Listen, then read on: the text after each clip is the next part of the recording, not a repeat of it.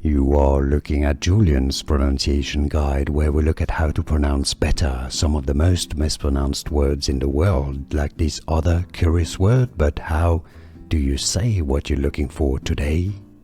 Let's learn how to pronounce those two words once and for all correctly in English. If you want to learn more confusing names from literature, make sure to stay tuned. We've got many more videos. So the difference is in the length.